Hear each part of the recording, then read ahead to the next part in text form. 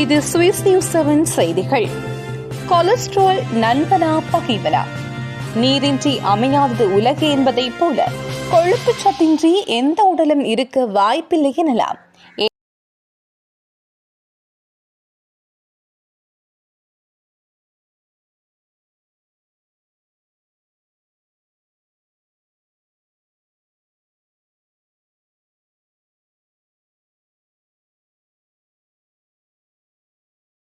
வேளாவரதனின் வேளா credit புதுப்பொழிவுடன் Vijay finance.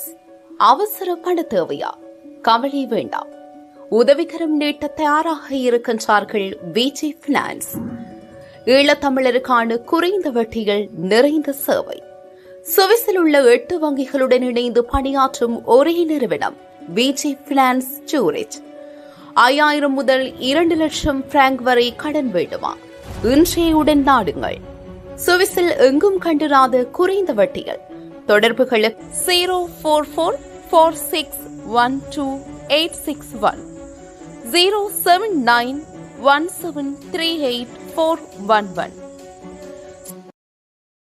சுவிஸில் சிறந்த புதிய வீடு வாங்கவோ அல்லது விற்கவோ புதுப்பிக்கவோ தேடுகிறீர்களா? இன்றைய உடன் நாடுங்கள் SMTS மொபிலியன். வீட்டுக் கடன்களை குறைந்த வட்டி வீதத்தில் பெறுவதற்கு உங்கள் சொந்த வீடு தொடர்பான A to Z சேவைகளுக்கும் இன்றைய உடன் நாடுங்கள் SMTS மொபிலியன். SMTS மொபிலியன் செயின்ட் கேலன் கப்பல். தொலைபேசி 078-715-2990.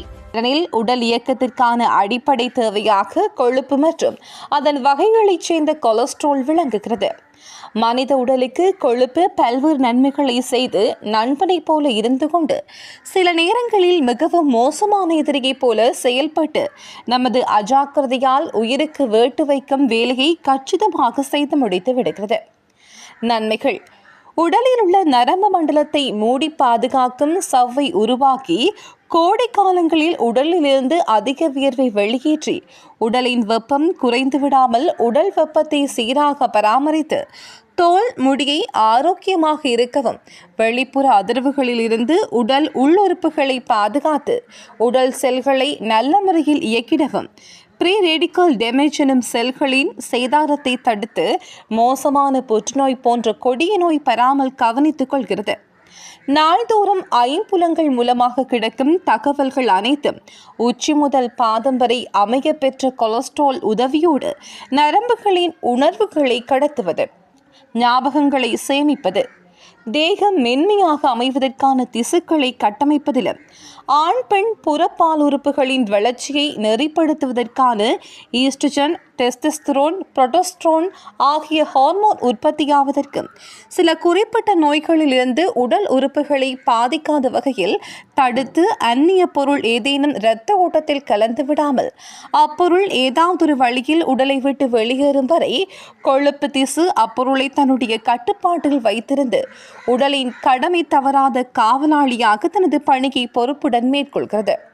உடலின் தேவைக்கு போக மீதமுள்ள கொழுப்பு கல்லீரலிலும் உடலின் தோலுக்கு அடியிலும் உள்ள திசுக்களில் சேமிக்கப்பட்டு பட்டினியின் போது உடலுக்கு தேவையான சக்தியை தருகின்றது. இப்படி உடலின் இயக்கத்திற்கு ஆதார சக்திகளில் ஒன்றாக திகழும் கொலஸ்ட்ரால் மனித உடலுக்கு எதிரான வேலையில் ஈடுபடுவது எப்படி?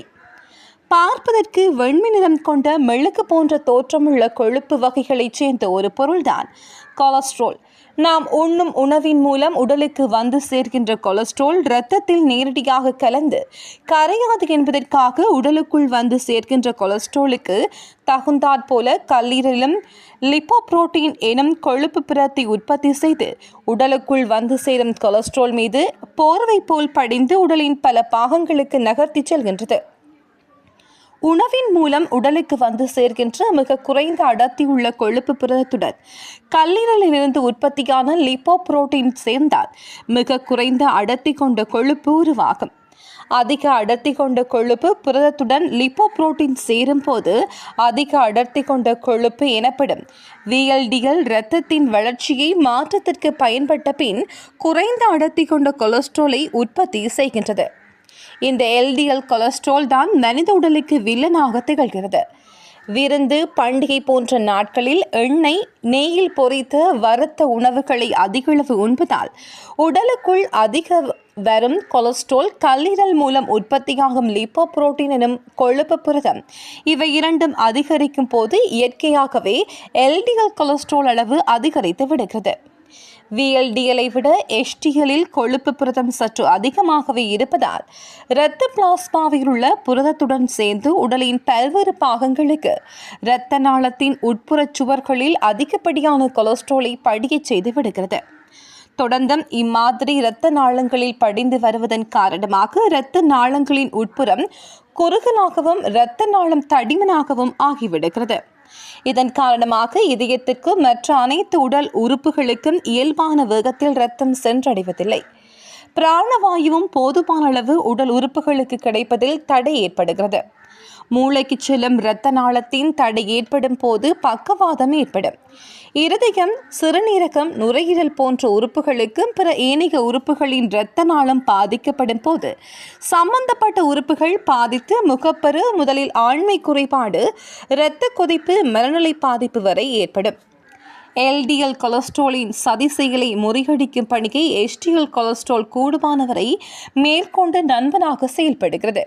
இரத்த நாளங்களில் LDL கொலஸ்ட்ரால் படிக விட்டு சென்ற கெட்ட கொலஸ்ட்ராலை சுத்தம் செய்து கல்லீரல் வழியாக வெளியேற்ற உதவும். இதனால் மாரடைப்பு, இரத்த நாள நோய்கள் ஏற்படுவதற்கான வாய்ப்பு பெருமளவு குறைத்திட உடலில் HDL கொலஸ்ட்ரால் குறைந்து LDL கொலஸ்ட்ரால் அதிகரிக்க வேண்டும். கொலஸ்ட்ரால் அதிகரிக்க காரணம்: பரம்பரை, சோம்பேறித்தனம், உடல் பயிற்சியின்மை, புகை, மது பழக்கம், மன அழுத்தம், கொழுப்புச்சத்து நிறைந்த உணவுகளை அதிகளவில் விரும்பி உண்ணுதல், சர்க்கரை நோய், நாளமில்லா சுரப்பிகளின் சமச்சீரற்ற நிலை ஆகிய காரணங்களினால் கொலஸ்ட்ரால் அதிகரிக்கின்றது. LDL குறைந்து HDL அதிகரிக்க என்ன செய்ய வேண்டும்? புகை, மது தவிர்க்க வேண்டும். தினமும் நடைப்பயிற்சி, உடல் பயிற்சி, எடை குறைக்க முயற்சி, யோகாசன பயிற்சி மேற்கொள்ள வேண்டும். நார்ச்சத்துள்ள உணவு, கீரைகள் தினசரி உணவில் தேவை. காளான், ஆப்பிள், இதர பழ வகைகளை எடுத்துக்கொள்ள வேண்டும். பசளைக்கீரை கெட்ட கொலஸ்ட்ராலை குறைக்கும். இறைச்சி உணவின் போது நார்ச்சத்துள்ள உணவும் சேர்த்து உண்ண வேண்டும். கடல்வாழ் உயிரினங்களை உணவில் சேர்ப்பது நல்லது. பாலில் இருந்து உருவான உணவுப் பொருட்களை தவிர்த்தல் நல்லது. அதிக மாவு பண்டங்களை எடுக்கக்கூடாது. எண்ணெய், தயிர், நெய் தவிர்க்க வேண்டும். மூளை, ஈரல் போன்ற அசைவ உணவு கூடவே கூடாது. ஒரு நபருக்கு மாதம் 1க்கு 500 மில்லிலிட்டர் எண்ணெய்க்கு அதிகமாக சமையலில் பயன்படுத்தக்கூடாது. ஹோமியோபதி சிகிச்சைகள்: அல்லியம் சட்டிகம் 6 தினங்களில் 3 வேளை, செலட்டோனியம் 3 தினம் 2 வேளை பொருத்தமான மருந்து தேர்வு செய்து தரப்பட வேண்டும். மற்ற சில ஹோமியோபதி உணவுகள்: சல்ஃபர், லைக்கோபோடியம், ரக்ஸ்பாமியம், பெல்சட்டிலா, பைலோட்டிகா, பெர்லி, பாஸ்பரஸ், தூஜா, ரவோல்பியா, காலிப்ரோமிடம், அமோனியம், மோர், கல்கேரியம் கார்ப், கொலஸ்டீனியம். எமது விரிவான செய்திகளை www.swissnews7.com என்ற இணையதளத்தில் நீங்கள் பார்வையிடலாம்.